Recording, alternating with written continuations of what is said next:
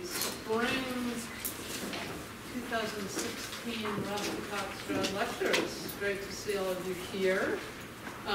We're super excited to have Jennifer Doyle, who will be introduced momentarily by Carly Warhouse. But before we do that, I'm Amelia Jones. I'm the head of critical studies at the school. And along with a lecture committee, I'm partly responsible for organizing this series. So we unfortunately don't have copies of the list of Roski talks for you. You have some other really cool things here. But I wanted to mention, you'll see these in the hallway and it's on the website, that next Tuesday, same time but different place, in the big long lecture hall on campus will be Lynn Hirschman-Leeson, who's an incredible, sorry? No, that's a different one. She's giving a lecture on Tuesday. She's a filmmaker and artist, and she will also be screening a film.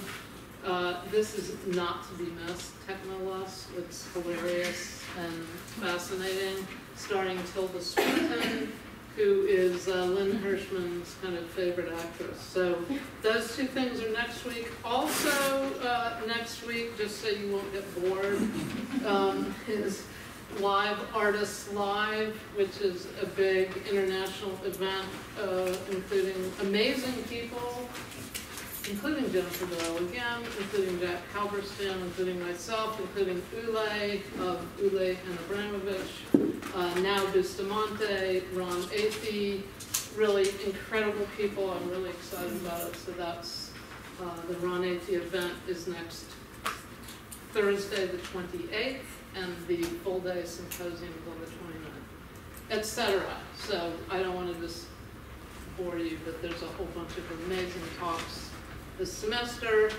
Catch that poster and go online. And with no further ado, I leave it to Carla. All right. First, I'd like to formally introduce and welcome Jennifer Doyle. She's currently a professor at UC Riverside, and her teaching areas include American Literary and Cultural Studies, Visual and Performance Studies, Contemporary Art History, Gender Studies, and Critical Theory. She's a force in the arts and wears many hats. She's the author of 3 books, 2 co-edited books, 2 blogs, and a number of articles. Her first book, Sex, Objects, Art, and the Dialectics of Desire, from 2006, considered how and where sex happens in art, as well as how discourse on sexuality is deployed in criticism. Last fall, she published a book entitled Campus Sex, Campus Security that furthered that line of investigation, this time concerning sex in the university campus, and Title IX administration, harassment, and campus policing. Last fall, she curated the multimedia show Soldadera at the Vincent Price Art Museum, making artist Nell Bustamante the first West Coast solo. It was her first West Coast solo museum exhibition. Her recent projects include compiling essays on performance artist Nell Bustamante and curating On the Tip of Her Tongue, a feminist performance art series with the Broad. She also serves as a member of the board of directors at Human Resources, which is here in LA, where she can share her experiences with interdisciplinary arts. And she has won awards such as an Arts Writer Grant from Creative Capital and the Warhol Foundation in 2012, and in 2013 to 14 was the Fulbright Distinguished Chair at the University of the Arts London. And on a personal note, I'm very excited to have Jennifer here. We recently read Hold It Against Me, Difficulty and Emotion in Contemporary Art, her second book published in 2012, which attests to her strong ability to cohere creativity with critical writing. The book discusses the often overlooked vulnerable play between the personal experiences of artists, the political nature of artworks, and the emotional responses of an audience. Through the power of narrative, her writing communicates new insights on the personal and political. And I'm sure we're all looking forward to learning more, and we're grateful to have you here, Professor Scanlon. Thank you. Thanks for the introduction.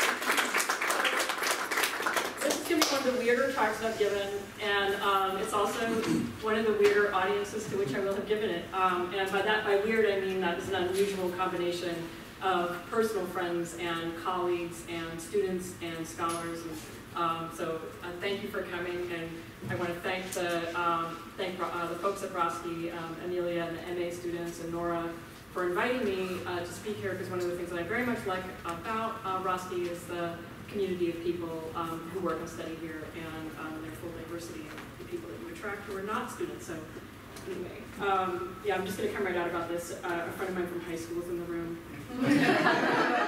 so I'm a little bit like, sorry. Okay, good. Right, so, and actually, like, there's a lot in here that's actually about being a student, and it's sort of the subtext, or like the personal backstory for this. I think it might be a new project, but it's actually a really old project. I never published my dissertation. So I have this whole, book-length project that I wrote as a PhD student at Duke, and that was a very, intensely editabilized project. One of my dissertation committee members, not the chair, was Frederick Jameson. And I went to graduate school because I was, motivated. I both wanted to be the next Monique Petit, but I was also very much a Marxist, and sort of turned out by Marxist literary criticism and the work of Frederick Jameson in particular. Right, so, but nevertheless, I didn't write the dissertation wasn't, in a way, what I needed to write at that point. Sex objects is much closer to what, where my heart was, and I wouldn't give myself permission, in a way, as a grad student to write in that way. Right, so there's all kinds of family stories all over this for me. So some of that is about returning to this work that I did as a graduate student, in which I didn't yet quite know how to own. Not quite know how to own that was very much also like about navigating the intensely gendered dynamics that sort of surround Marxism, right, as of academic formation. Right? So, and I've written about this for an anthology that was edited by Amelia Jones and Aaron Silver.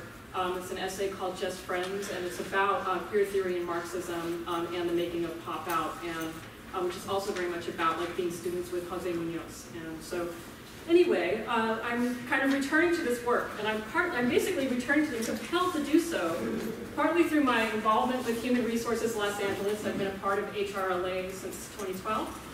And through Human Resources, there's a whole bunch of people walked in. Just come on in and take a seat. It's sort of like I'm teaching a class, so it doesn't really matter. Like, people filter in. You can sit on the floor. There's several seats in the front. There's like 4, 5, 6 seats up in the front 2 rows. So through Human Resources, I've come into much greater contact with people making objects than is sort of natural to me. I'm more of like a performance person in spirit.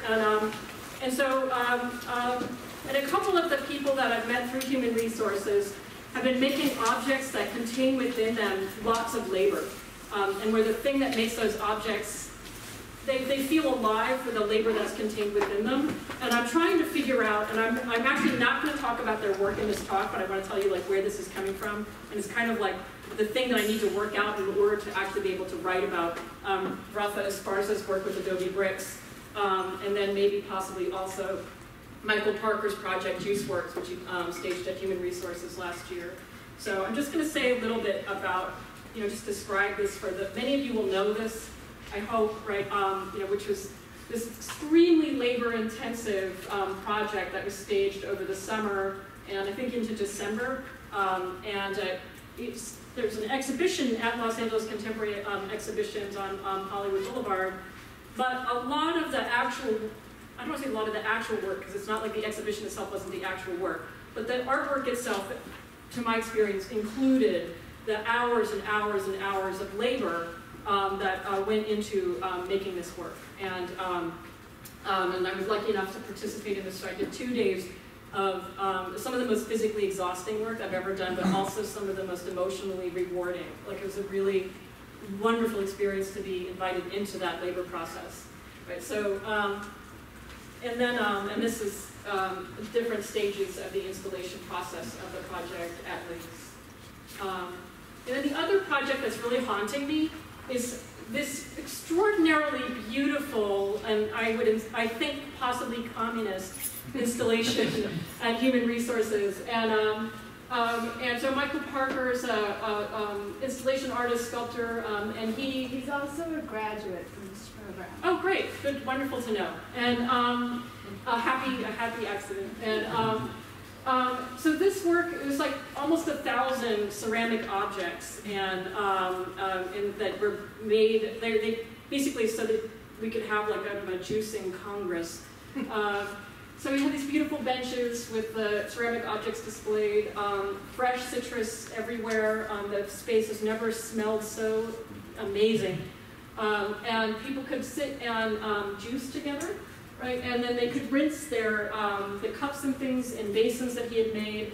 And he actually also like basically jacked the plumbing so that it could the plumbing actually ran from like our plumbing into these basins. There's running water. And that ran out onto the street, actually. That's a part of the work, right? Is like the wastewater, like kind of just like dripping out onto the sidewalk. But anyway, it was an incredibly beautiful work. And one of the things, I'm already talking about it more than I meant to because I feel like I haven't done the proper homework on this. But if I recall, this is work that was done on the edges of his work as an instructor and in a fine arts department. Right, so, and this is the case for many of us, right, and I'm going to say many artists in particular, are often making work on the edges of their work, right? So like you might be teaching in a fine arts department, you might be a lecturer, right? In which case, you know, your work as teaching is not actually the making of the art. If you're on the tenure track, that's one of the distinctions that can be made, right, is that your work, your exhibition history, for example, counts towards your advancement. If you're only on the teaching track, that kind of thing it's like a separate track, right? So it kind of interests me like how, or like the artists who have day jobs that are not at all connected to making, to their practice, right? But which may actually provide maybe the resources to allow them to practice or give them access to materials that allow them to make their work. And I'm thinking here just offhand of Vaginal Davis's zine, Fertile Latoya Jackson. I think, Hector, you might be able to correct me on this, I'm pretty sure that was done on the Xerox machines at UCLA while she was a full-time employee and staff member at UCLA, where she worked for many years. So anyway, this is why I'm actually returning to this story, Life in the Iron Mills, and writing about Life in the Iron Mills, Death of an Artist. So these are notes that I took off of one of David Harvey's video lectures. If you want to like get comfortable with Marx's language, I very much recommend his whole series of lectures on Marx Capital Volume 1. There's like 13 of them, and they're really helpful. So anyway,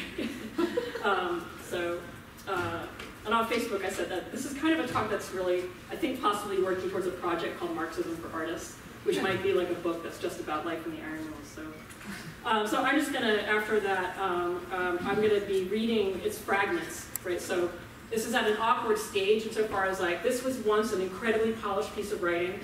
This was once actually my job talk for UC Riverside. I gave like, oh no, it was my writing sample, even better, right? Some of this writing actually got me my job, so I have like a lot of affection for it. But then when I tried to get it published, I got feedback like, this should never appear in print. Honest God's honest truth. Thank you, American Literature. And it's a journal. And, but anyway, and I set it aside. So it's been kind of pulled apart. And then woven, so it's pulled apart some fragments that come from that, from Paul's writing about the story, and then some things that are almost like rants or musings about kind of labor and politics and discourse, actually, about the art market in particular, right? So I'm going to read, and I'm going to I'll not read and talk off of, anyway, you get the picture. You know me now. Right, so Life in the Iron Mills attempts to represent capital to the reader. It contains within it, furthermore, the problem of representation. It represents the problem of representation within capital. Right? So this is one of the interesting things, really interesting things for me, for artists, right, about capital and Marx's writing, is that one of the core problems, right, of capital, like capitalism as a system, is representation. Right? And so when I say representation here, there are different ways in which representation registers as a problem within capital. One of them might be, for example, like how, how does an object like these shoes like represent the labor that went into them? How does the price of these shoes reflect or represent that labor? right? That there are problems of representation kind of built into, like how does the money that I'm paid by the hour, right, working in an office, represent the value of my labor? So there are problems of representation that are constantly built into capital as a system, and that's largely because, right, capital as a system, the kind of background, the environment, right, the air that lets capital breathe, right, is a money system, right, an abstracted form of exchange, right, where you have a global, like, kind of money system, right, that allows for people to exchange, to participate in this, to be in relations of exchange, right, with each other, but mediated through this kind of sense of abstract but constant value, or at least as we think about it, right? So there's a representational problem sort of built into just that it's like, it's what you breathe, right, in essence, is contradiction, incoherence, right? It's a really important part of capital as a text, right, but also Marxist critical theory in general. Frederick Jameson has a book called Representing Capital, that is just about that. So, show and tell. All right, so published in the Atlantic Monthly in 1861, Life in the Iron Mills, or The Coral Woman, was a startling debut for Rebecca Harding Davis. The story follows Hugh and Deborah, cousins who work in a factory town. And I should say they're like Welsh immigrant cousins, and it's like they're in a community of immigrant laborers who are largely Irish and Welsh. Hugh is a furnace tender who, during his breaks, carves statues from coral. This industrial waste produced by the iron smelting process is also known as slag or dross. These are different forms of waste, but one of the things that interests me about like this story and just this idea of the Coral Woman, which is a sculpture that's made out of the waste product produced in the iron milling process, is that when you start to research a little bit just about like what things are in a factory, you start to learn that some of the language and vocabulary that we have about for waste, like dross, for example, actually comes out of the scene of industrial labor. So the story centers on the discovery of one of his sculptures, a freakishly lifelike statue of a female worker, the Coral Woman of the title, by a group of bourgeois men who are on a nighttime tour of the factory. All of them are struck by its terrible beauty and by its indication of Hugh's artistic talents. Just looking for, these aren't in like a really good order, so I'm going to have to just go back and forth. Right, so this is just an excerpt from that scene in which they encounter her. Right, so all these men are struck by this sculpture. They stop before the statue, they speak briefly with Hugh, and contemplate the peculiar tragedy of a manual laborer who has been given so much useless talent.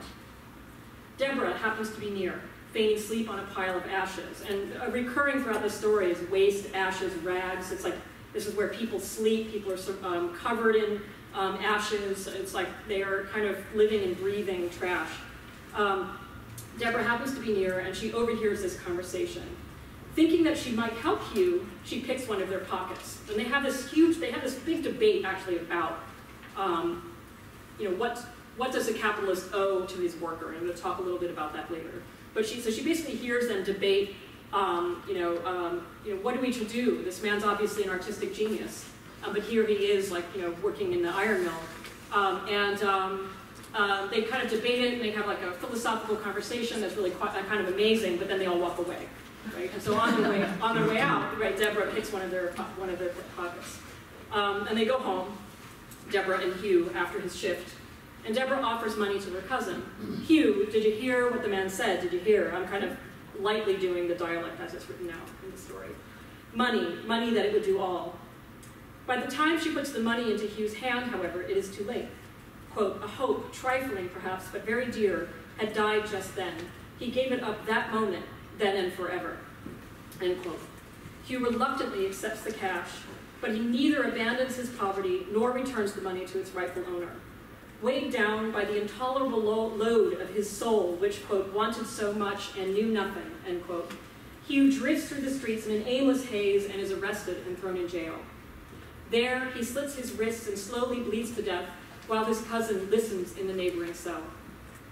She bites her lip to keep from screaming, quote, at the slight clicking sound often repeated, end quote, the sound of Hugh sawing at his wrists with a bit of tin. The clicks remind her that through what she intended as an expression of love and affection, she has helped to bring him to this end. They suggest, too, that we share in her culpability by lingering on as spectators to the end.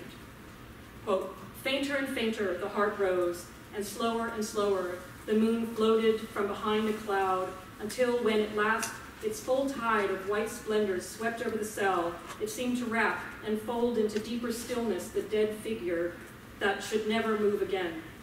Silence deeper than night, nothing that moved, save the black nauseous stream of blood dripping slowly from the palate to the floor." I should say there are lots of exclamation points in that passage. Let's tone it down. Right. The image of the body reduced to sticky abjection of black nauseous stream of blood is repeated throughout the story and is bound up with the core problem explored by Davis, who is writing on the lip of the disaster of the Civil War declared less than a month after the story was published. She is writing about the place of art and the artist in an impossibly cruel world, one that Christ himself could not have saved, as she had written, or I should say as she argued perhaps, in one version of the story. Editors actually made her take that out. Right. So, let's see. There's something I just wanted to show here. Where is it? Where'd you go? Sorry. Sorry. I just want to show you a map. There we go. Yeah, so I'm going to talk a little bit about that later, but I just wanted you to picture like kind of where she was from where she was writing, right? Which is what is now West Virginia. Of course, West Virginia didn't exist then. I'm going to talk a little bit about that. So, Life in the Iron Mills broke new ground in its focus on factory life and in its critique of industrial culture. It is activist writing. Wheeling, Davis's home and the setting for this story, is located in the north-thrusting slice, what was then Virginia, a Confederate zone jammed between the free states of Pennsylvania and Ohio. In 1863, this is 2 years into the Civil War, the western portion of Virginia seceded from Virginia and the Confederacy. It is the only state in the United States formed by secession from the Confederacy. Sitting at the terminus of the country's first national highway, the National Road, an easy trip from nearby Pittsburgh and close to Appalachian coal mines, Wheelings is centered in one of the first industrial zones in the Americas. One might even describe it as an antecedent to contemporary free trade zones, borderlands, trading crossroads that become sites of heavy industrial manufacturing and the hyper-exploitation of local resources and populations. The closest contemporary analog to life in the iron mills closest to us might be writing about Juarez, Mexico, produced by a member of Juarez's servant class that also confronts, civil servant class, that also confronts the problem of what art means in Juarez to the people of Juarez, and the disjuncture between that set of values and the way art about Juarez circulates internationally. Which is to say that socially engaged art practice is not new. It is as old as the crisis that demands social engagement from the artist. That crisis is capital. In the 19th century, Wheeling was the center for iron milling, the manufacture of nails, glass, and steel. After World War II, late capitalist and neoliberal economic practice transformed this center of production into a wasteland. With its abandoned factories and unemployable people, West Virginia is now, economically and symbolically, the very definition of backwards, a place that has been abandoned by the future. And I wish I could have found a clever paragraph to write about the strange fact that mason jars were actually at one point manufactured in Wheeling. And I think of them as now, it's just like this kind of hipster pioneer thing, right? So anyway, I can't really make an argument out of that. It's just an accident, right? So, well, it's not really. So that's another story. So, there's on Facebook at least, I promised that this talk would be something like Marxism for Artists. They make lots of promises on Facebook, which is why I take Facebook sabbaticals, because I make promises there. Like, their promises on Facebook, what do they mean? So, but anyway, I've been thinking about the culture of our greater community. The experimental arts community is largely anti-capitalist in spirit. Within this world, we have enthusiastic but perhaps casual reading of theory, a familiarity with the lingo, but a lack of confidence which perhaps grows from not having read this kind of material in the context of a learning community, by which I mean a school, a structure for people who dedicate their lives to teaching and learning. Obvious is the hypocrisy of judging each other harshly for having bad politics in relation to institutional power or making art complicit with the market when such sermons are produced on our way to art fairs, gallery openings, auctions, and biennials, and when our nonprofit all-volunteer art spaces, like Human Resources, are kept alive by Paddle 8 auctions that cater to corporate executives with no organic relationship to our world whatsoever. Even art spaces anchored in community uplift have to quantify the impact of the work they do according to state accounting logistics. They have to count heads. Public grants require that they maximize their reach, often at the expense of experimental art practices which grow from within the communities they serve, insofar as such work might, for example, be anti-communitarian, confrontational, antagonistic, or perhaps just too sexual or too noisy, or perhaps that work does not look like what communitarian work is supposed to look like when it comes from specific communities. Perhaps it just never draws enough of an audience to justify the expenditure of public funds. I have a lot to say about this, about the extreme good that small collaborative organizations can do, especially if they have access to a physical space. That is a big especially, though, because if they do, the rent must come from somewhere, and once again, we are in the economy's grip. We are in such spaces sometimes, for example, gentrification's leading edge. What does more or less good faith Marxism look like in this art world? The artist who explores the possibilities of building the arts in historically disenfranchised communities is, from one angle, a hero, but from another, that artist is perhaps a liberal tool, a sophisticated version of one of the men who walk away from you. We might, perhaps like Deborah, pick the system's pockets, but to what end? So, returning back to life in the iron mills. The middle of the 19th century gave us not only the Civil War in the United States, but the Paris communes of 1848 and 1871. It gave us the Mexican-American War, the end of which brought Texas and California into the United States and set into motion the violently enforced amnesia regarding the West's traumatic colonial histories. The end of the Civil War in 1865 brought us Reconstruction, an attempt at remaking the United States as a space of racial equality. So a lot of people some people in the room might be like, what? This lasts only until 1876. This period birthed the Klan, and much of the history of racialized forms of terrorism, lynching, grows from the US government's abandonment of Reconstruction's noble aims. This was a period of insurrection. This was a period of constant deep betrayal, the hyper-exploitation of the working poor, the hyper-expansion of capitalist wealth, Indian removal, properly named really, was a genocidal campaign reinforced today in the constant erasure of indigenous communities in their vitality and their diversity.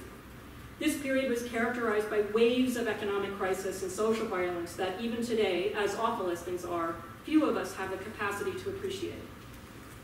So I nominate this 1861 story, a minor work of American literature, as a useful text for artists, art critics, and art historians, for its description of the political and historical situation of the artist in 1861.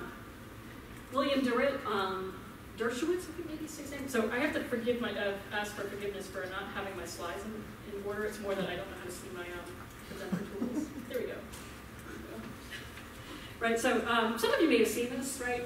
It's one of, in the blood, it's these endless series of opinion think pieces that we churn out in bulk on the internet. So in 2005, Dershowitz published this essay, The Death of the Artist, the Birth of the Creative Entrepreneur, in the same journal that Life in the Iron Mills was published in. Right, so, I mean, anyway. It situates the artist as a historical phenomenon birthed in Romanticism, refined in the 19th century, and snuffed out by today's economy, which reinvents the work of art as the business of the creative entrepreneur. Quote, the notion of the artist as a solitary genius, so potent a cultural force, so determinative still of the way we think of creativity in general, is decades out of date, he writes in 2015. His essay is a think piece regurgitating the received wisdom of the moment, a moment in which the traditional model for art making feels particularly old-fashioned and naive, and at worst, a luxury. It is perhaps not very encouraging, however, to learn that this crisis is not only not new, it is, in fact, one of the spaces in which art lives, or perhaps especially in its most, it's one of the spaces in which art lives, even or perhaps especially in its most successful forms, right? And so, and here's like where, this is where like essay breaking apart and trying to think out loud is happening. And so, I'm just going to hold that sentence off because I'm going to kind of explain it more, but I'm just going to plow on, right? So by which I mean those forms elevated by arts institutions, right? We need to only look around to our local museums. They are filled with work that was once branded too scandalous, too commercial, too popular, meaning like everything that was associated with pop art and its legacies, for example, just relation to too commercial, too popular. And today, they are filled with one attempt or another to position an artist as beyond the economy's reach.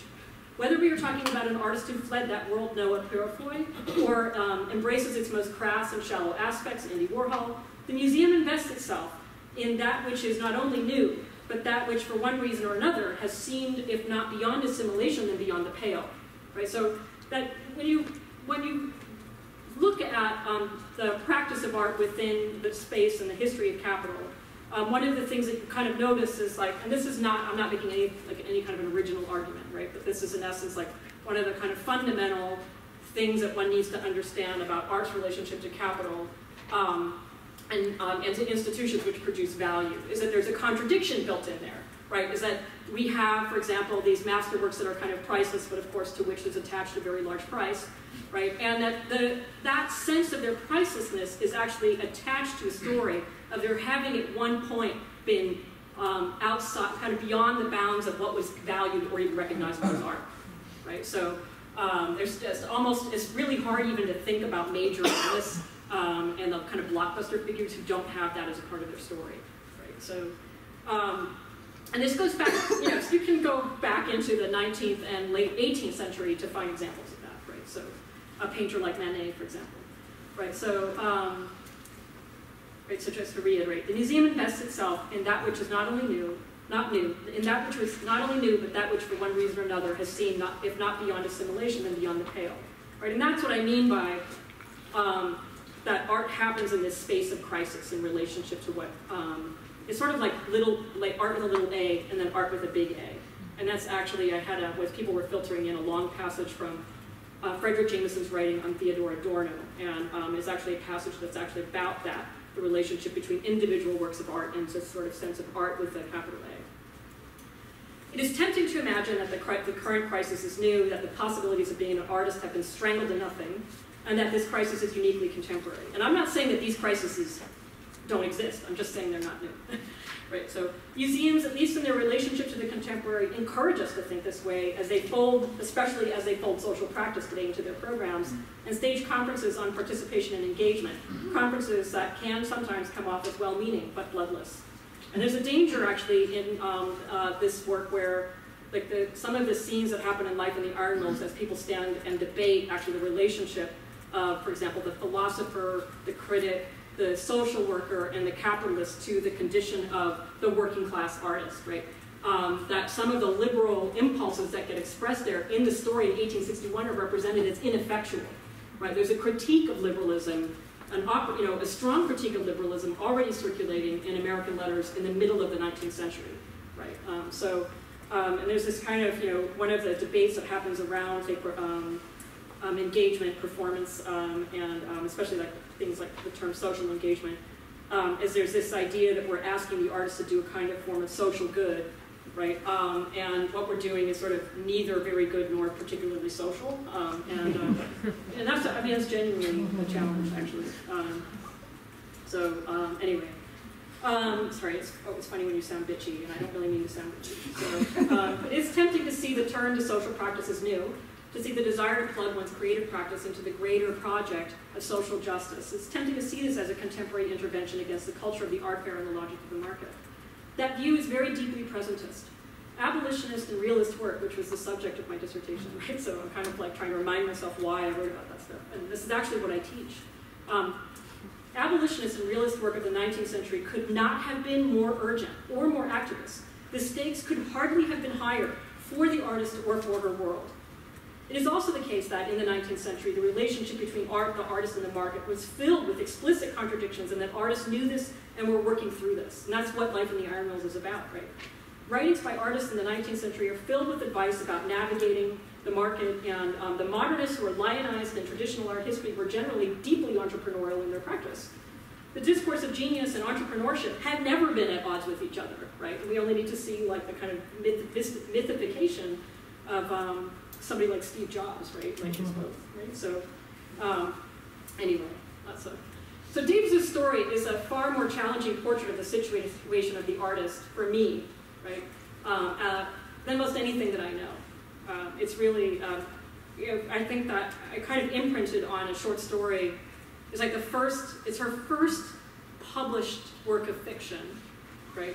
She had a very long publishing career, and she opens her literary career with a short story about a place from which art is impossible. And that's set in the town from which she's writing, right? And that ends with the artist's suicide, right? In which the most compelling side of the storyline is actually the artist's death, right? And his kind of movement and towards the suicide.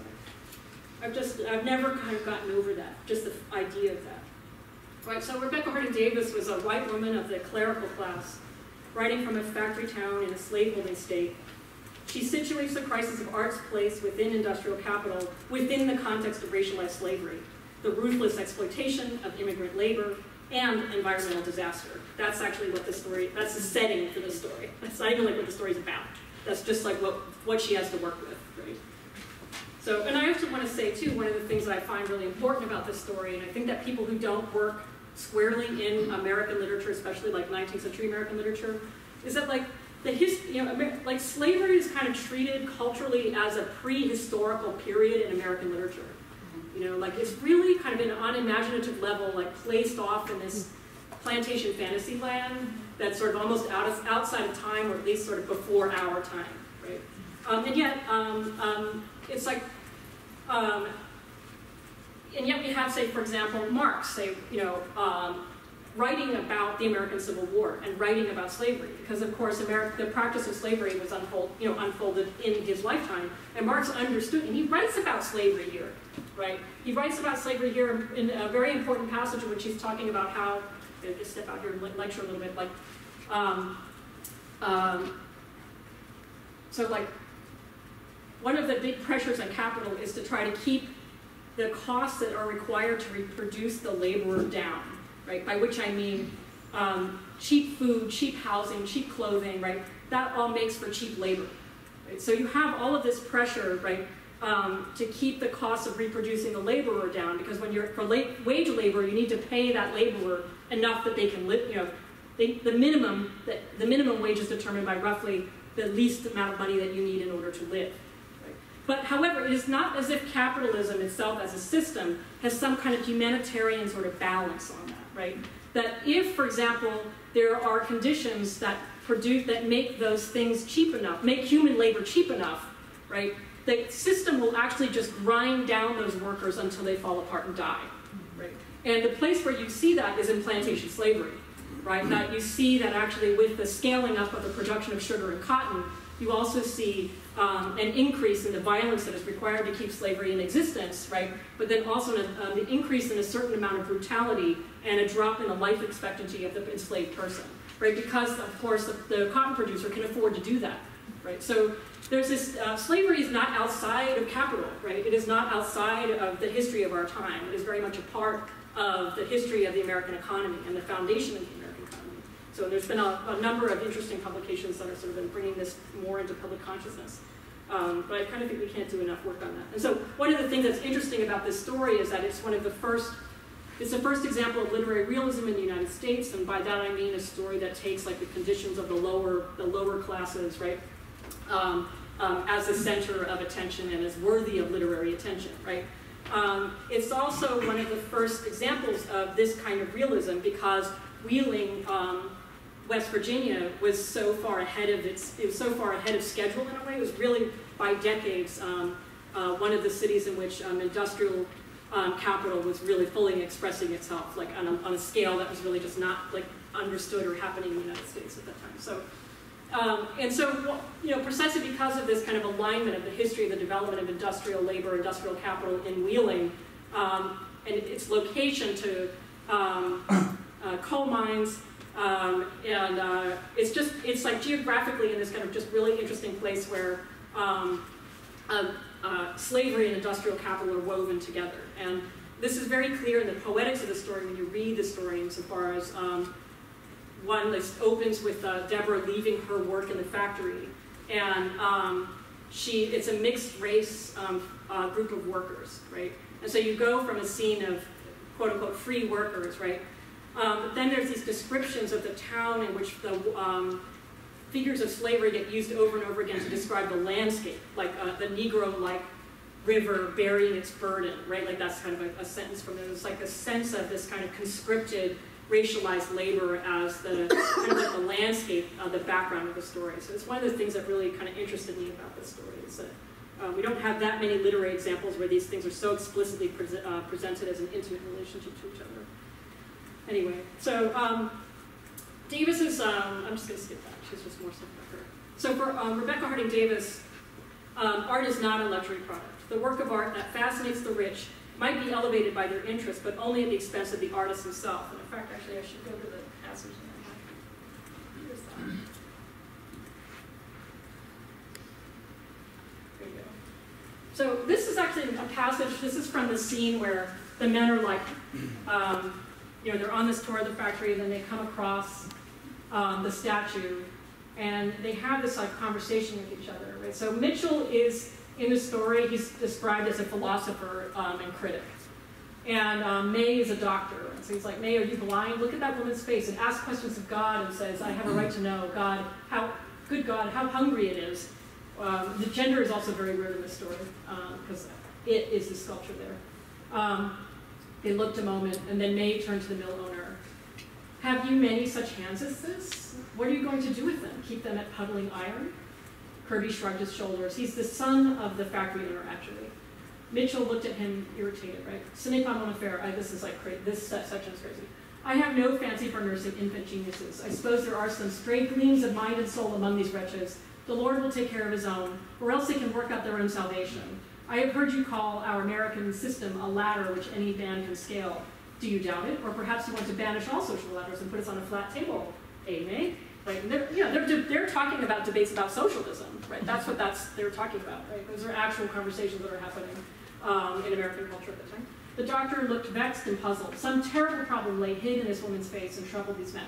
Kirby waited for an answer, and receiving none, went on, warming to his subject. Now, mind you, this is the capitalist who is saying this, right?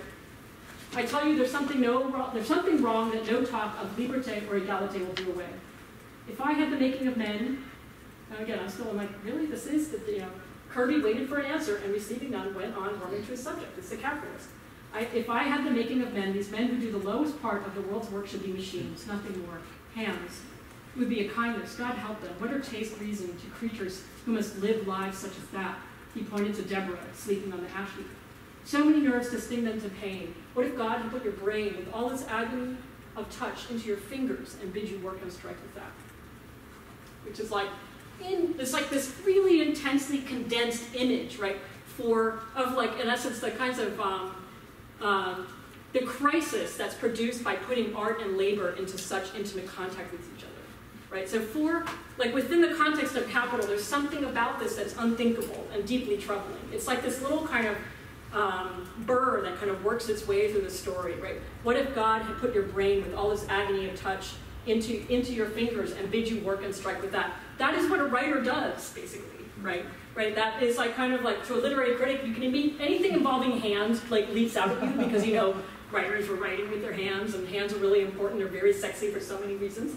And so it's like this, you know, you can see there that is actually like a moment where the act of writing and the act of creation, like creative activity, is kind of described there.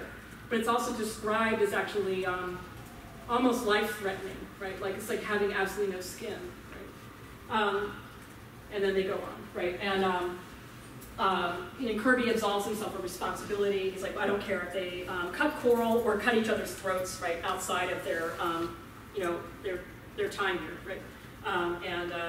And they basically all just sort of, you know, just say, yeah, that was a good conversation. Right, so they're surprised to find a work of art in the factory. The artist is an inarticulate worker who, from bits of time stolen from the scene of his alienation, meaning as a wage labor, the product of his labor is alienated from him. That's like kind of what one of the things that alienation means in Marx and writing on capital. Right, the product was, he sells his time, he sells what it takes for him to live through that time. That's roughly like what the socially necessary labor time, which is a kind of a key phrase in capital. And you know, part of socially necessary labor time, it's like, what does a laborer need to live through those 8 hours, right? You know, what are all of the material conditions that have to be fulfilled in order for those 8 hours of labor to be productive, right? The sculpture is produced, so the sculpture is produced actually while he's at work, right? Or it's not exactly while he's at the place of work, but outside of the time that he's working. That's actually what happens.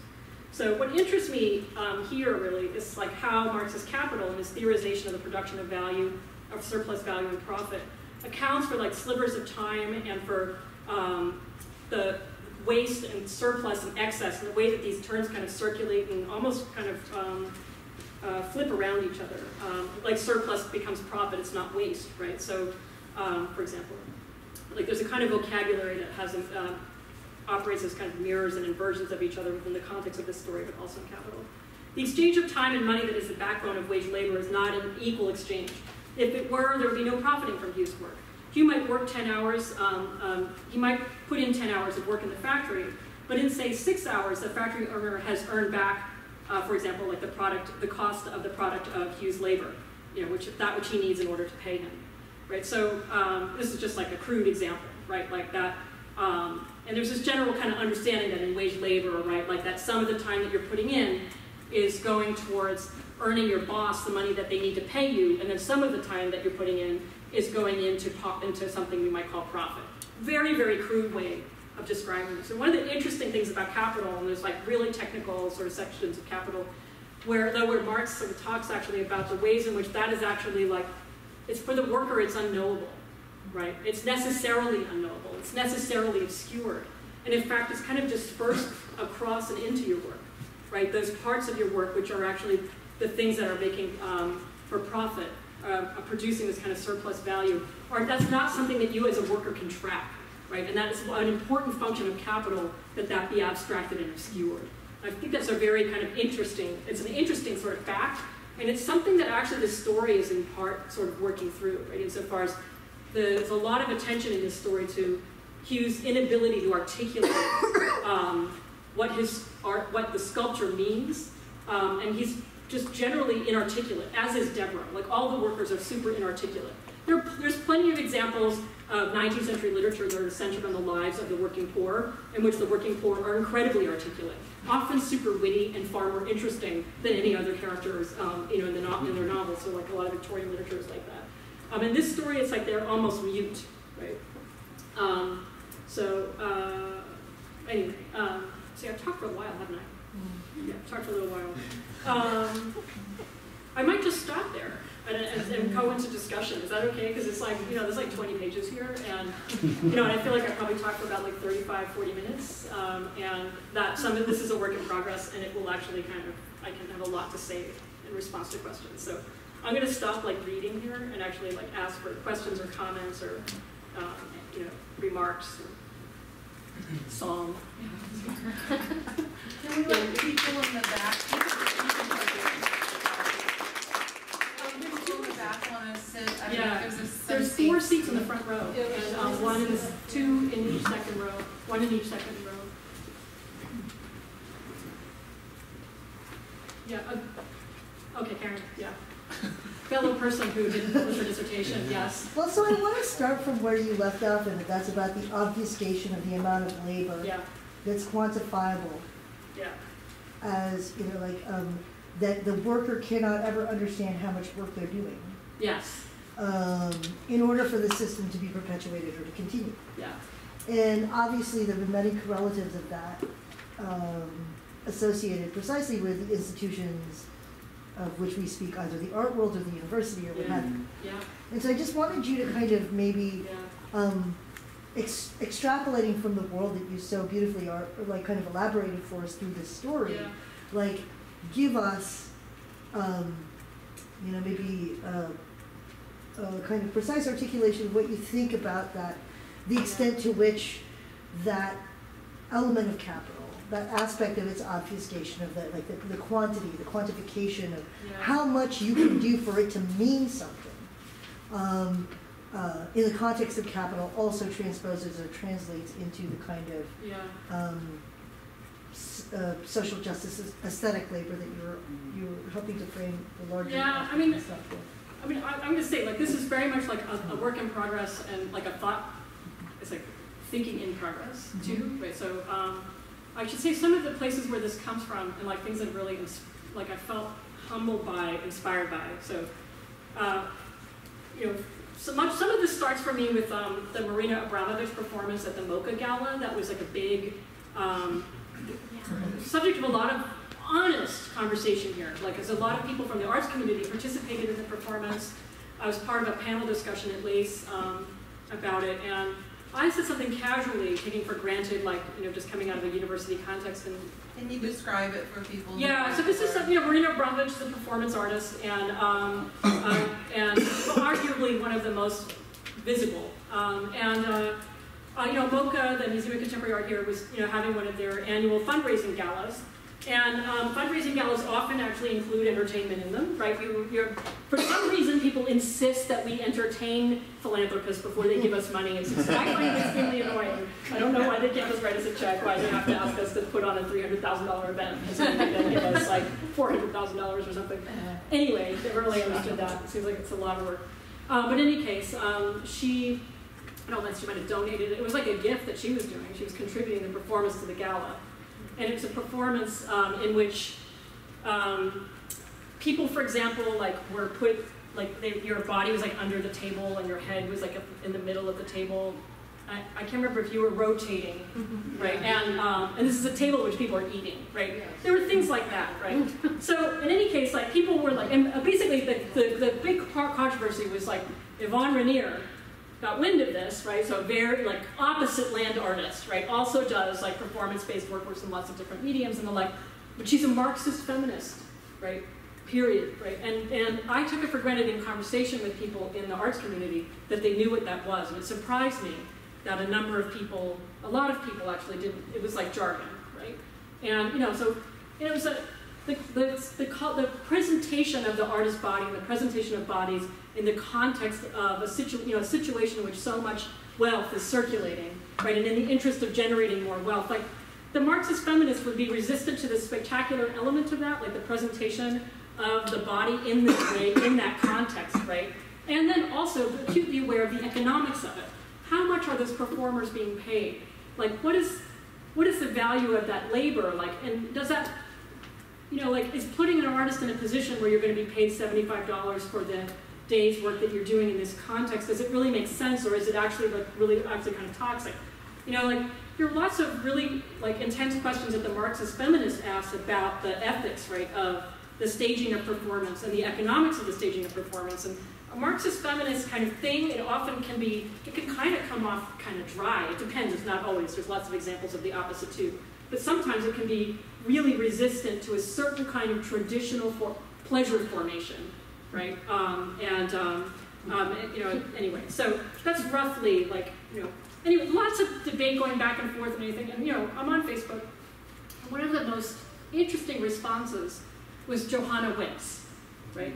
And Johanna Witt was very non-judgmental about it, right? And Johanna, she had some remarks about people do what they need to do to survive. It was smarter than that, right? But it was really kind of that kind of performance really has nothing to do with me. And I'm not going to get my panties in a twist over it, right?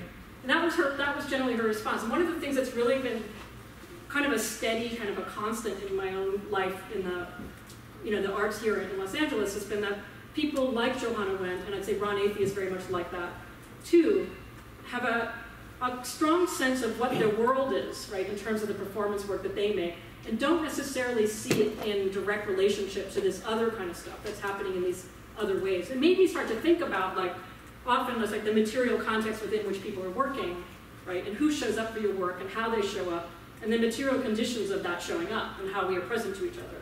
And so sometimes we're in these really different and incommensurate sorts of art worlds. And for me, it's helpful to have stronger critical language for thinking about what the material conditions, economics isn't quite the right word, the political economy within which this work is circulating. Yes?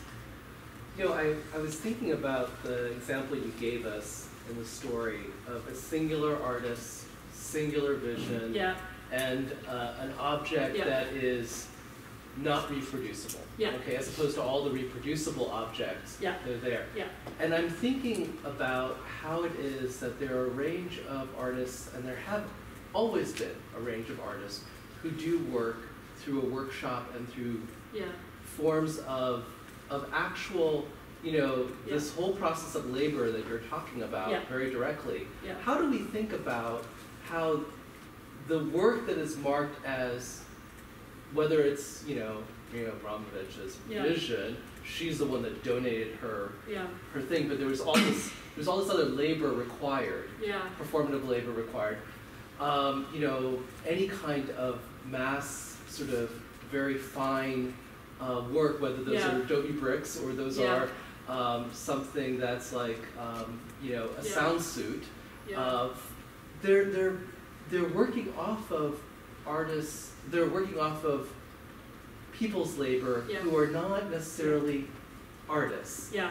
And I'm just trying to think about how you would work with that Excited. set of Yeah. contradictions. I'm really excited because it's part I didn't read, and it's I mean it's one of those things that you return to something that you were working on years ago, and like a story I thought I knew like the back of my hand, and then I was like rereading it in the preparation for this and I was like, oh my god, Deborah, like this whole thing happens right because Deborah loves him. She's kind of in love with him. She's like a distant cousin, and he could care less, right? She's extremely lonely, and actually I think that's one of the conditions in which all of the figures, the working people are represented as actually all mostly quite lonely, hungry and suffering, right? She's worked a full day in a textile mill, right, when we meet her. She's getting off of work, and her girlfriends are like, we're all gonna go out and have a drink, and she's like, no, I have to go home, and they kind of, I can't remember if they tease her, but you learn very quickly that she basically goes home after a 12-hour workday, makes dinner for Hugh, and brings it to him at the factory. Right? So, and then that's why she's sleeping on a pile of ashes, is because she's already worked 12 hours, right?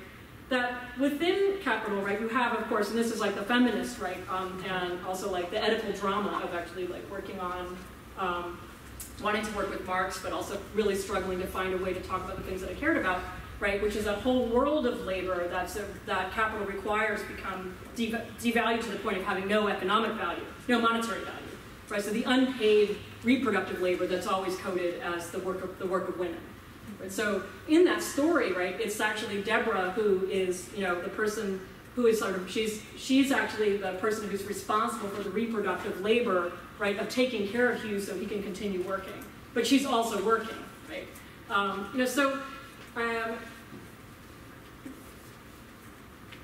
How this kind of comes around to your question, right, is that there's, and this is one of the things I really get excited about when I'm reading Marx, right, is that there's this, it's like you have like this kind of visible world of capital, and then you have like this kind of things that are like, as a part of capital as a system, but we kind of think of as underneath it somehow, sort of below or outside of it, right? And there are things that are either abjected as trash, as having no worth whatsoever, the slag and the dross. It's no coincidence that word slag, like most people, if they know that word, they know it in relationship. It's another word for slut, right? It's actually a gendered word for a woman who's worthless, right? So we have that, right? But we also have those things that are imagined as sort of outside of capital. It's like your sex, right? You're not supposed to sell it, right? The idea that art should not be put on the market because something happens to it at that moment, right?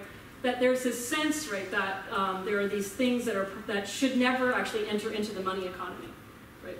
And so within like Marx, like somebody like Simmel and his philosophy of money, right? There's a section in Simmel where he's writing about the prostitute and the prohibition against prostitution, right? So there's one discourse which is just like that, it's a way of defiling your body, right? And it's the sense that it's it's the introduction of money into the sexual relation that's wrong, it's just wrong, right? But I think it's Simmel who says that the thing about the prostitute is what she does is she makes visible how wrong it is, that so much of our lives are actually put through that are measured by money, right? That is actually the original sin. Right, and that it's like, the prostitute sort of functions as a kind of a scapegoat figure, right, which allows us to all be outraged at this thing that she does to her body, but that we don't participate in, right? And there's a similar kind of prohibition around the artist and the artist's entry into the market, right? And there's a lot of art criticism in art history, that's pays attention to the different ways in which artists are navigating this in their own. I mean, Warhol being like.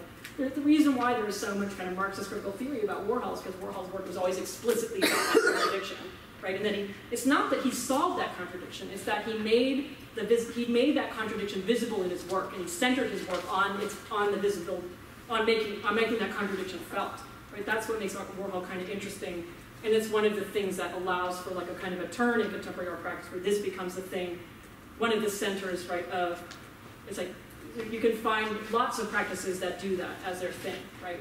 One might say that's institution critique, that sometimes kind of turns into institution critique. You know, but then there's this argument that, like, this is one of the interesting things, this is kind of like the deep Marxist critical theory, which is people like Adorno, right? You know, which is like, we have to balance, there's a need to kind of consider, right, when we're constantly making art, for example, that's about the art world, right? And railing against the institution of art itself, right? Is that it's like, in essence, art is put into a kind of a requirement that it be productive in a very specific way that actually still remains within the boundaries of capital. You know, Adorno and Marx, some of the Marxists are kind of more like, to me, I think of them as like the intense, because they're also some of the densest in terms of their writing. Marxist critics, right, thinking about art.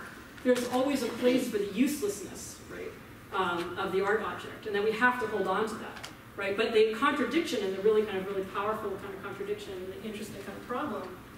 Put this quote up here somewhere. It's with the hanging. There it is. So this is one from Adorno. Where art is experienced purely aesthetically, it fails to be fully experienced even aesthetically, right? Which is like, what? So, and that's actually from, Jameson actually quotes that in a long paragraph, and he's like, and he says, a philosophical aesthetics in our time is not merely impossible, but is intolerable. And so by that he means like the kind of the discourse on the aesthetic and the art as in essence independent from the material conditions of existence, right?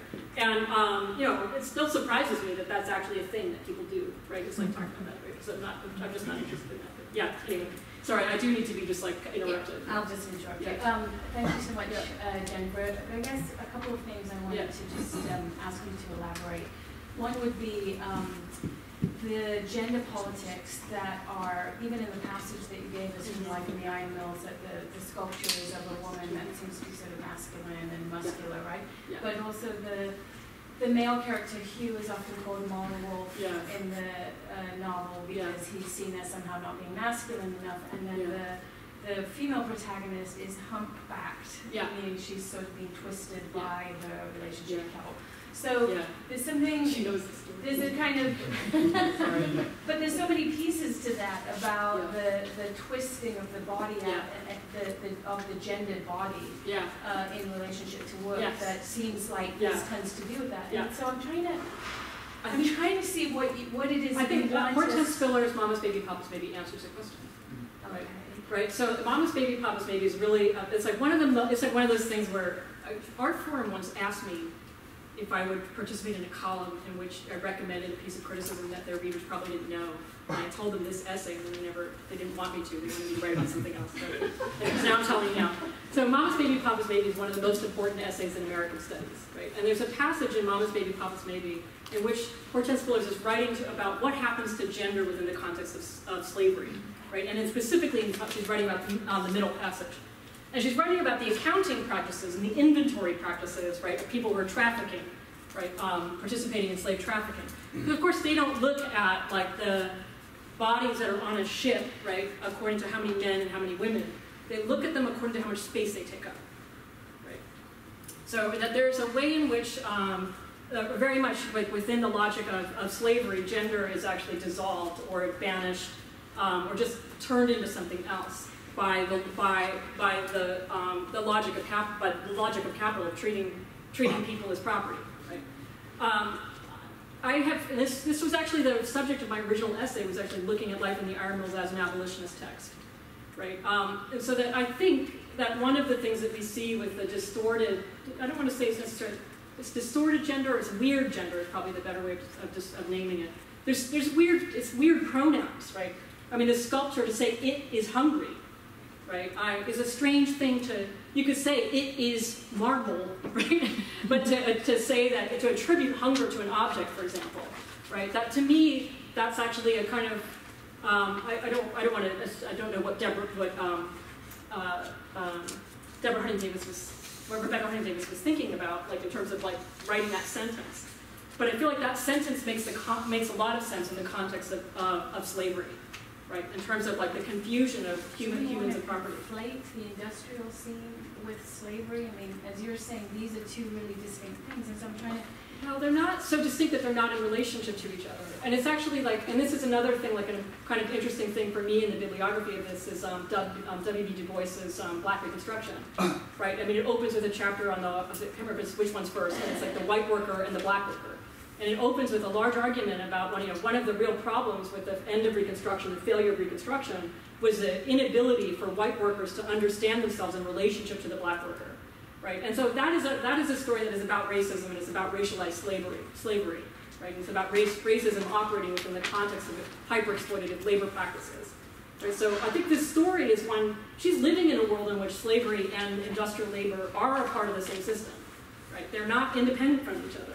And I think they're not independent from each other even in the poetics of the story, actually. So I do think that is one of the things that helps us to appreciate, in a way, the weird gender in the story, is to look at it this way, because they are also have they have a weird ethnicity as well, right? Hugh's often described as like covered in ashes, like, it's much of the scholarship actually that's been about them written to date has been focused on like kind of the ethnicity of European immigrants at the time, right? And so I'm kind of interested in thinking, yes, that's absolutely true. Like they're visibly, they're visible ethnic subjects in the story. They're recent immigrants, and it's all over the dialect that's used in the story. But you want to go back to this story in order to ask us to consider the way in which the work of art functions in this story. That suddenly out of nowhere there's a sculpture that the guy has created out of the dross, whatever is left after they've used the iron, right? Yeah.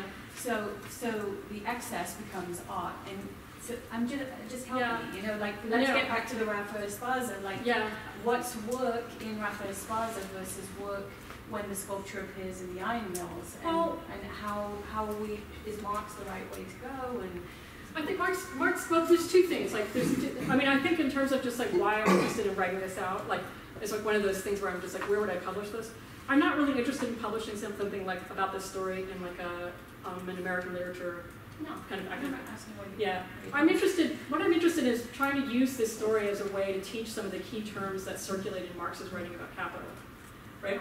Because like and I think this is partly also just in general my own writing practice, and I'm often thinking about students as readers, and like within the arts context, I've been thinking, you find that yourself up against this all the time of like a broad, almost unanimous hostility towards academics, for example, right? It's just sort of a general cultural thing, but it can be particularly acute in the art world, right? And to my experience tends to, that comes from lots of different places, right? But one of them, and the one that I'm interested in addressing here, is the sense of disenfranchisement in relationship to the critical language that academics often use to talk about art. And that's a fair critique, right, insofar as a lot of art criticism is, depending on what kind we're talking about, but the brand that's associated with Marxist critical theory, right, which is largely that which you see sometimes in Art Forum, but a lot of times in the journal called October, it's not that accessible. It's not that accessible to artists as a language. And I think this story is intended, it is intended to raise the consciousness of the reader with regards to like what the conditions of wage labor are, right? But it's also asking a question about what is the meaning and the value of the work of making art within this context, right? And so there's an apocalyptic vision that she's mapping out, which is like in the context of the iron mill, it is not possible, right? Which is in the like her nearest point of reference in terms of a literary example for what she is doing is anti-slavery literature, right? This is an essay that is written with it's like the politics of it are abolitionist in relationship to in relationship at least to this form of labor, right? That this is an unlivable life, that these people are waste, these people are dross, right? On some level, like they're being kind of placed in that zone. But there's this other thing that interests me too, right? Which is, this investment that we have in the sense of like, the inutility of the art object, and then what kind of value is that, right? What kind of a system recognizes its value, right? Is the intention, like, the problem in that scene, right, is that, you know, the class system, this is, you know, it's also an essay about class struggle, you know, is that it's the bourgeois men who have the critique available to them. They're extremely articulate, right, about Hugh's situation. None of them have any obligation to him on a personal level whatsoever, right?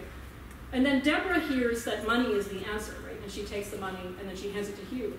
But money is no more the answer than it is when purchasing the freedom of somebody who's enslaved, right? So I'm thinking about a moment in Harriet Jacobs' Incidents in the Life of the Slave Girl, in which she wrote this, it's a memoir, an account of her escape from slavery. And it's this really, melancholic isn't even right, it's like a bitter part of passage towards the end of the story, you know, when she's talking about like these kind of benefactors who are kind of looking after her as if an escaped, a woman who's escaped from slavery, and she's in New England.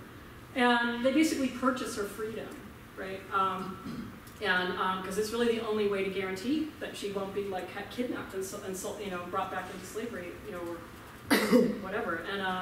And for her, that is a betrayal, right? Because, you know, her freedom is not something, there's no price to it, right? So there's that sense of like, that money is the answer, that money would do all, that there's this, you know, yes, on the one hand, right, obviously, like, they're poor and they need money, right?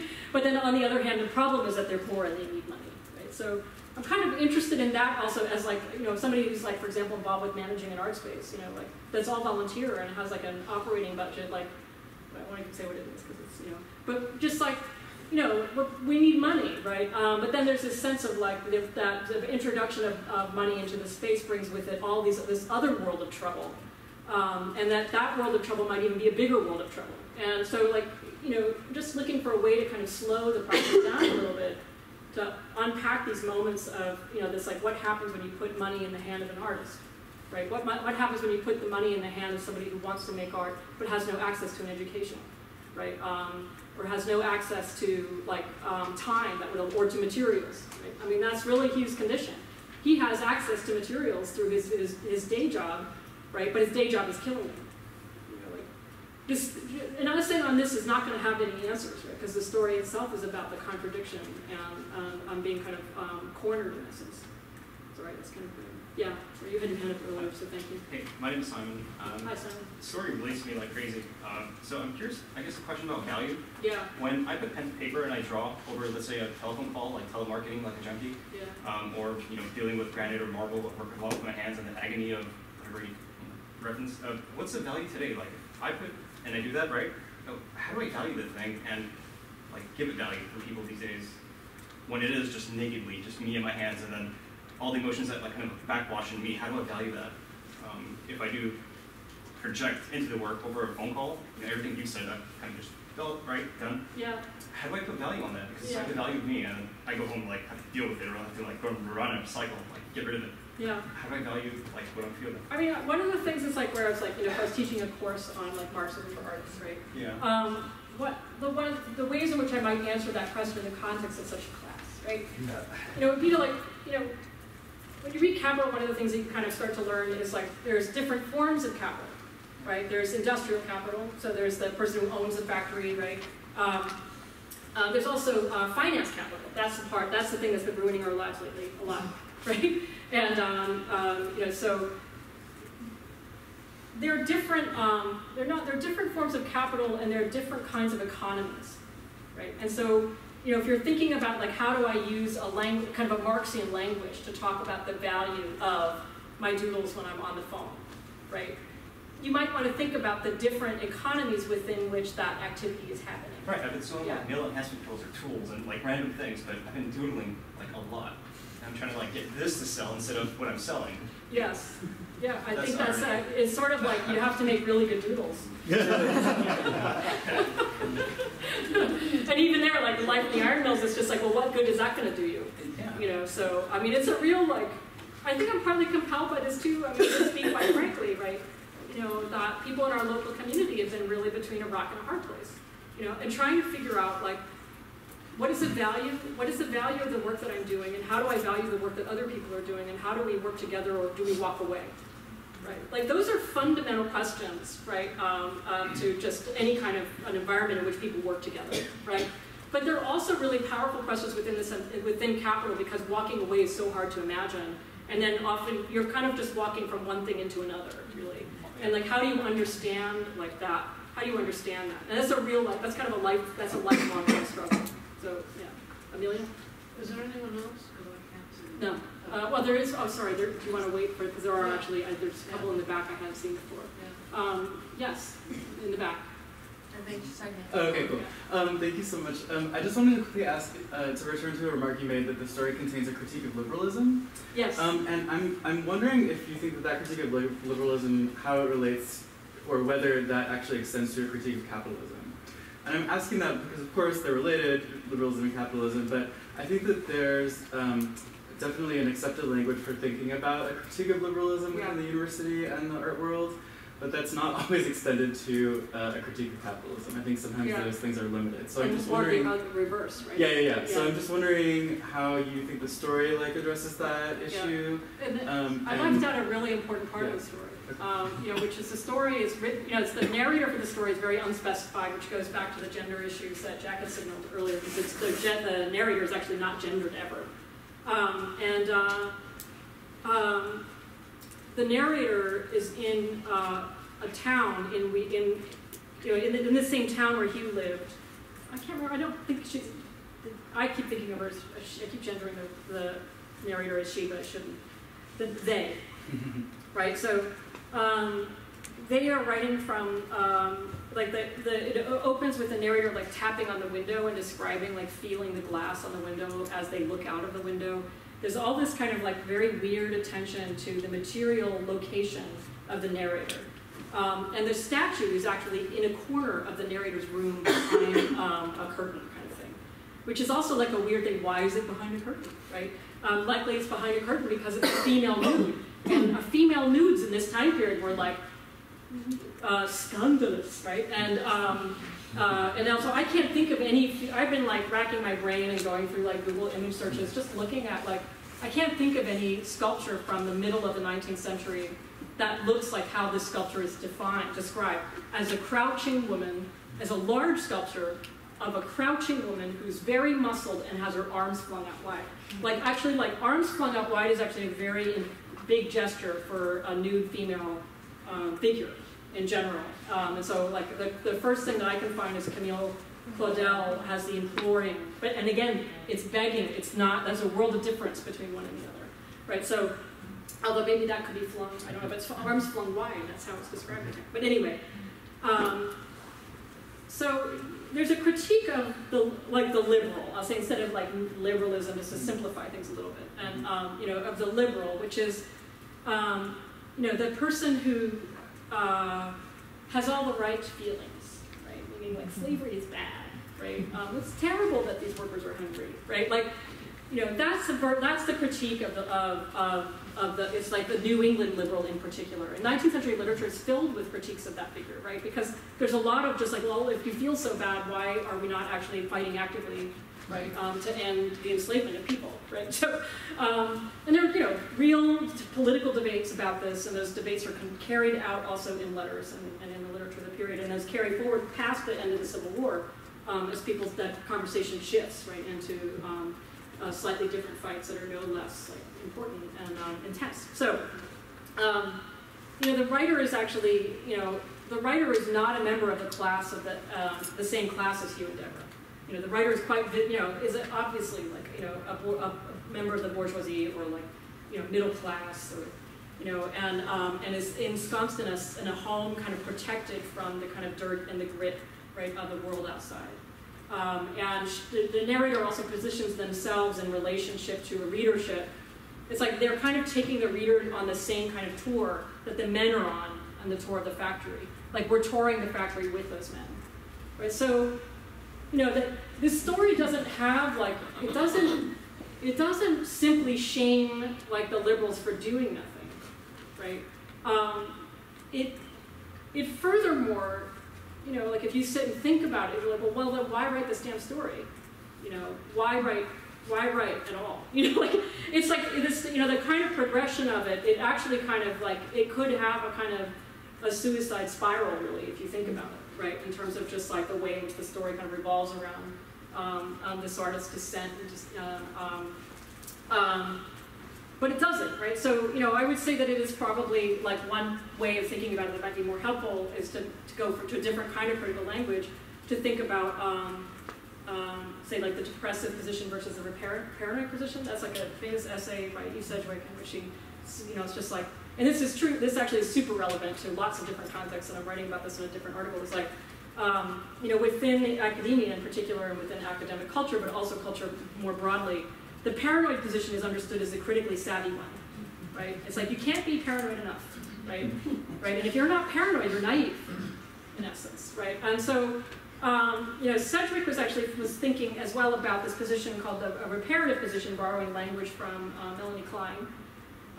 And the reparative position actually grows out of a depressive situation, right? So one which is like, in essence, recognizing, it's like recognizing things are fucked up and you're sad, right?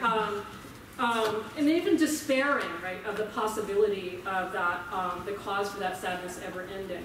But finding your way, in essence, to valuing pleasure in a reparative sense. And in smaller ways, and small isn't quite the right word, but she uses the word weak theory as opposed to strong theory. Like paranoia, like operates with a strong theory that explains everything, right?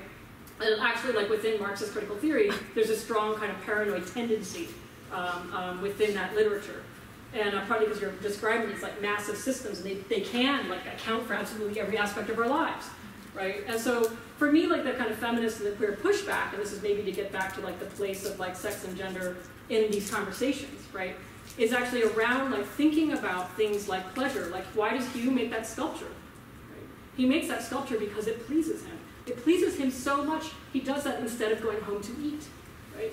That it's actually more nourishing for him on some level than the shitty food that Deborah's bringing to him in the lunch pail, you know? And in fact, he prefers that company of the activity of making that sculpture, right, than he does to like the women around him. It's one of the ways in which he's visibly, legibly queer in the story. And the language of queerness is used explicitly. Molly Wolfe, the word Molly being an older word that you would signal being queer, capital. Anyway, yeah, so I'm kind of spiraling out. So it was my dissertation, so all that damage just kind of rides the conversation. Yeah, I just was wondering, I'm not familiar with the story, Yeah. so Hugh, he's the sculptor, right? Yeah. And he essentially slits his wrists in prison, right? Yes. Yeah. Okay, so is the interpretation or the intention of the writer that is he slitting his wrist because when he receives the money he realizes that the money can't help him, or is it some kind of morality tale where he's being punished for making a sculpture? Yeah. Or where does that? It's the former. It's the former, okay. And it's actually like this. Before he slits his wrist, there's a scene where it's like market day, and he's looking out the window of the bars of the cell, and he's watching these financial transactions kind of unfolding in the world around him. So it's also, by the way, an interesting story for thinking about the literature of incarceration and the carceral, right? So that there's this, in essence, this economy that's happening around him, but from which he is literally barred. There's also like, I find a disturbing kind of movement in the story from the sculpture to him as like a body, that he becomes an object by the end of the story too. That you have this kind of beautiful light that kind of washes down on his corpse. That there's this, in the story itself, there's this very strange movement from the beautiful and the panoramic to the which is part of actually like the art history of art, like kind of any art like about industry is like you will often find that kind of uneasy juxtaposition of that which is very beautiful and in essence the scene of the crime. And then I'm not sure where I put this on here. There we go. Sandow Burke is borrowing from that same tradition. Right? People describe him as like working from like the history of landscape painting, which of course he is. Right, but there's also this history in landscape painting of staging a kind of a critique around like a certain kind of discourse about pastoral beauty. Like social violence isn't quite the right word for it, but the way in which the earth is in essence being ripped open by industry and by capital. So anyway, I don't know if that answered your question or not. But Sure. Yeah. Amelia, yeah. I know it's getting on. I can talk for hours on this. So, yeah. I have a question about materiality. Yeah. Having just written an article about new materialist theory in terms of artist labor. And maybe I could just crystallize it by describing Paul Donald's piece where he builds the bridge during the opening hours of the museum as the piece. Yes. The bridge is also the piece. Yes. And he's also on top of the bridge and it's cantilevered. Yes. So there's this precarity constantly. Yeah. And then there's also a dimension where there's commentary on the representational dimension because it's all being videotaped in this incredibly boring real time. I mean, and then that's part of the installation. This is a part. It's like a wing of. It's like people who make objects where the process of making the object is obviously like part of the story of the object, right? And it's something I really enjoy. Like, and I have to say, express gratitude to the people who brought me into HR. If I hadn't had contact with HR, I wouldn't have had the intimacy with those processes and how important they are. You know, and that's the thing about Rafa's work that I really, I'm still thinking about. You know, like I honestly, I'm humbled by it, right? This amount, do you know how much time it took, or are there? It took 3 weeks, maybe 4 weeks before the project would open, so Yes. the bricks. Yes. And then it took about a month to complete the brick making. Yeah. Right. So we're looking at both constructing the wall and making bricks at the same time. Yeah, and it's like, and this, the making of the bricks is not outside the work, right? You know, and because this is also like a temporary installation, so you kind of see the work being made. Right, but I guess I wanted to talk, or to have you talk more about what that means in terms of what I'm sensing the overall interest here is let's find a different way to talk about labor that's a little more nuanced than the knee-jerk. Yeah, I mean, you know, that's Rafa's dad, first of all, right? Yeah. I mean, like, that's Rafa's, it's Rafa's family and friends, and, sorry, because one of them passed recently, so I just remembering that. You know, I think with these particular projects, I'm speaking here like as an art critic, it's like, you can't say what it means across the board. You have to do like a kind of a material history of the labor itself, right? To talk or like.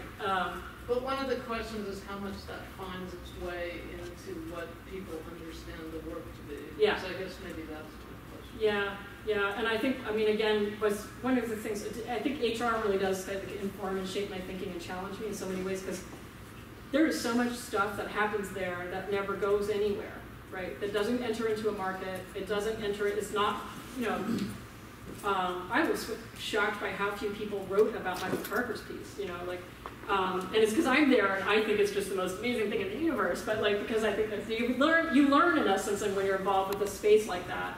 And by which I mean, like, there's a lot of work is passing through human resources, and so it's like some spaces they can only do like maybe 4 or 5 exhibitions a year, whereas like in 1 year we did 115 events, right? And so those events, it's like what they mean. I mean, maybe this is an article about human resources. I don't know, you know, but like what they mean is in the context of it's like the collective labor that calls it into being in the ways that people are attached in the process of laboring together. You know, and it's an all volunteer space, so nobody is working there as their job. And so, not to say that that's a good thing, we're super ambivalent about that, right? Super ambivalent about that. And, you know, but that because of that, it's like the will behind it is all pleasure driven, right? If it made you that miserable, you wouldn't do it. And so, there's a part of it, you know, like, I think for me, that's a condition of possibility of experiencing some of this work. Right, and seeing, like, I think there's room for using Marx to think about this work, but for using Marx to think about this work in a way that's not oriented by an argument like this resists the market and therefore it's good. Yeah. This doesn't resist the market and therefore it's bad. Like that just is not, that's not what meaningful critical theory, Marxist critical theory looks like, right? And it's just not interesting criticism, really. It's not fun to write that, you know, because you already know where you're going before It's you even definitely started. not fun to read. Yeah, it's not fun to read either. Yeah, yeah. Anyway, I don't know exactly what I'm asking, but I always find it's best to start. So first, I've always thought that there should be a union for friends and families, family members of artists, simply because that's an inevitable byproduct of the relationship. And I think it's really interesting, one, knowing about Rafa's project and knowing that he employs his family, and actually does employ his family. Some of they are paid to the degree that he can be funded, they are paid. Yeah. But also in your story in which how you helped him. Yeah. And I find that there's a very interesting experience in the nonprofit art community in the idea of surplus labor, at least in its definition as labor, but also in its maybe definition of uselessness or communalism as some sort of sense of enabling to kind of take the raw materials of, or transcendence to kind of to exercise an activity that isn't servitude to a power structure but to a community. So I was wondering how the kind of Marxist notion of surplus labor fits into this, and is there kind of a personal liberation, or is there some sort of, not that it's in any way, I mean, I love all these works, but I don't know if you know, this poem did not take down the, you know, the corporations, but what is in fact the meaning of, or the point? Is it about personal or communal articulation It's of also a survival fantasy or ideal? I mean, there's interest. I mean, I wonder about the notion of survival. Yeah, I mean, because a lot of the art practices really exist largely maybe outside of the notion of survival. well, no, I in think the that's economic sense. Yeah, I would think that's. So I wonder where that. I just when like, I think wonder about where that when I think about some, you know, like I'm coming from a, again, like I think my trajectory is sort of, it's not that unusual, but it's like, you know, like my roots are deeper into like a punk rock music scene and performance that grows out of that, and then like the social spaces that grow out of that, and the microeconomies that grow around that, right? And then there are object kind of based versions of that in terms of independent art spaces, artist-run galleries, and that kind of a thing, right? And you know, you can certainly look at those spaces and those examples. I mean, and see them as, you know, like I know when I'm working with performance artists and we have resources to spend, that aim becomes, we were just talking about this, it's like if you're doing a project with someone and you kind of like are like, okay, here's like $3,000, then people tend to produce something where the budget is actually, the actual budget for it is like much higher than that, right? And it's partly because it's like you're bringing in as many people as that you can into the project, both to realize the project, but often what you're, you know, a lot of people's creative practices connect into, and I'm looking over it now with Samantha because I know this is a part of her creative practice, is connected into the creative practice of others, right? And to actually kind of creating a space in which people are actually working together to realize a project. And, you know, yes, there is like, for example, the kind of traditional artist studio, and you have like the fabricators and these kinds of more official economies around that. You know, but in these kinds of these smaller spaces, I think it is more of a kind of a collaborative work, but it's also about like giving your friends jobs. And actually, when I think about some of like the only like famous rich artists I ever talked to was like Tracy Emin, and yeah, she has fabricators and the like, but the roots of all the people that are working with her are friends, right? Not that all the people who are working with her now are friends, but the architecture of her relationship to that process of hiring people to do her work is about like getting money into the hands of her friends, right? So I think those are interesting stories to tell, and those are often actually like when people are doing a more archivally driven work around artists, they're often recovering those kinds of histories in terms of the way in which people's practices unfold, and these sort of figures around them. Warhol being like a really good example of that. Of course, he had all kinds of volunteer workers working on his films, you know, and for my mind, some of the most exciting scholarship on Warhol is actually about people like Freddie Herco or Viva, right? These sort of people who are, you know, walked into the space of his practice with their own practice, right? that we now know largely, you know, by virtue of Warhol's film practice as it is related to other people's, you know, lives or anything. So, sorry, yeah, in the back. So would it have been a different conversation if Marina Abramovich had brought her friends to participate in that, as opposed to put out a call for workers? Yeah, I mean, I think what I took away from that whole thing, right, was like not. I don't know, it was like, that happened, right? You know, and that happened, right, that was more like, probably the most interesting thing about that is the story that we don't necessarily know, though there may be people in the room who do, of like how that gala was came into being. And like what was going on at MoCA financially that made that seem like a good idea. And you know, but it's like, you know, as somebody who put herself through school doing event planning, one of the things, you know, there's like a totally different way of looking at that. It was an event, and that was the entertainment at the event. And artists perform at galas all the time, right? I mean, My Barbarian performed at the opening of like Red Cat, and like there's every museum opening, like there's like a performance is treated as like entertainment that gets slapped on to, you know, like a museum or exhibition opening often, right? And that's kind of morphed into something that's slightly more serious, but there's still this kind of understanding of performance as, in essence, kind of like a decorative element to an exhibition of objects, right? You know, that's been going on forever, right? You know, like, so that Marina Abramovich does this at a MoCA gala is how different is that really? You know, from the myriad of, you know, on some level, right? It's different in some ways, but. You know, I'd like to think of that's not the most interesting sort of, you know, story about it. For me, it was like, why does Johanna Wendt think about this so differently?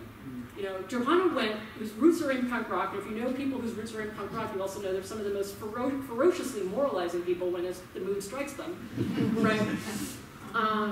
You know, and she's a performance artist who's super underappreciated and has every reason to be bitter and angry at the entire world about that. But that's generally not at least her Facebook demeanor, right? And like this whole debate, like it's just like, you know, this kind of conversation about the politically, I hate to use this, I was going to say politically correct, but that's just such a poison sort of phrase, but like, what's the most, how do we actually maintain our integrity within these contexts, right? And Johanna Wendt's response to it was something like, well, you just have to. Right? And each person has a different story about what that integrity is, and it's worth actually listening to that. Yeah. Yes. Yeah, I was thinking of this story of Patti Smith that she told about when she was living in Detroit and she had dropped out of touring. She really didn't have any money. She was raising her kids.